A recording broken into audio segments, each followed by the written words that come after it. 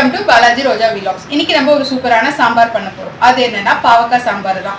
எப்பவுமே ரெகுலரா பண்ற சாம்பார் பண்ணாம இந்த மாதிரி டிஃப்ரெண்டா பண்ணி கொடுத்து உங்க ஃபேமிலி மெம்பர்ஸ் எல்லாம் இம்ப்ரெஸ் பண்ணுங்க. அதுக்கு நீங்க ஃபர்ஸ்ட் இந்த வீடியோவை ஸ்கிப் பண்ணாம பார்க்கணும்.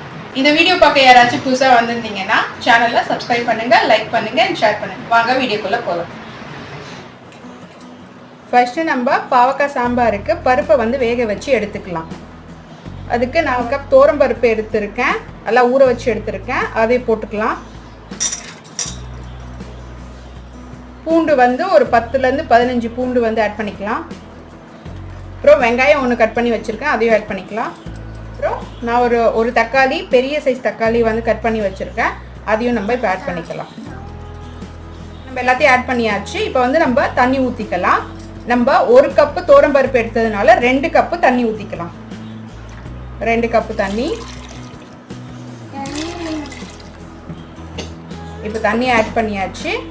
இப்போ நம்ம மூடி போட்டு ஒரு 4 to 5 விசில் விட்டு எடுத்துக்கலாம்.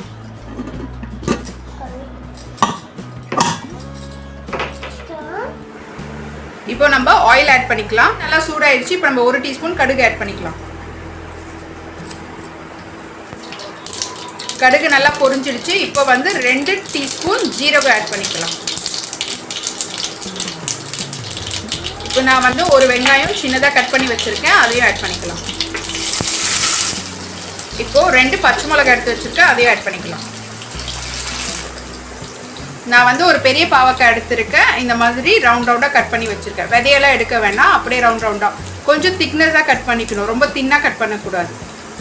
இதை நம்ம நல்லா ஃப்ரை பண்ணி எடுத்துக்கலாம். இது நல்லா ஆயிலில் நல்லா ஃப்ரை ஆகணும்.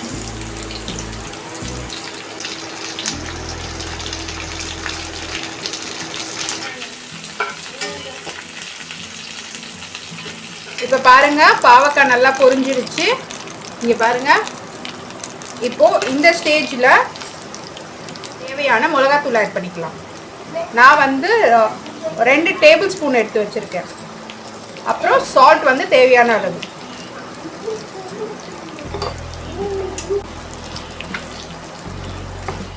இப்போ நான் ஒரு சின்ன லெமன் சைஸ் புளி எடுத்து நல்லா கரைச்சி எடுத்துகிட்டு வந்திருக்கேன், இதையும் ஆட் பண்ணிக்கலாம்.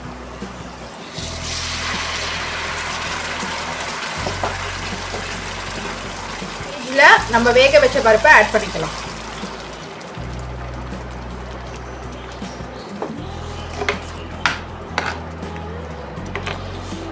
தண்ணி பார்த்து ஆட் பண்ணிக்கலாம். சில பேருக்கு சாம்பார் தண்ணியா இருந்தா பிடிக்கும், சில பேருக்கு கெட்டியா இருந்தா பிடிக்கும். அதுக்கேற்ற மாதிரி பார்த்து ஆட் பண்ணிக்கலாம்.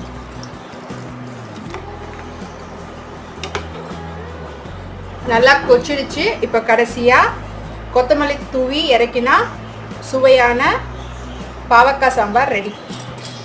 பாவக்காய் சாம்பார் ரெடி ஆயிடுச்சு. இது உங்க வீட்டில் ட்ரை பண்ணி பார்த்துட்டு உங்களோட கமெண்ட் பாக்ஸில் சொல்லுங்க. நெக்ஸ்ட் வீடியோவில் சந்திக்கலாம். தேங்க்யூ. Bye by.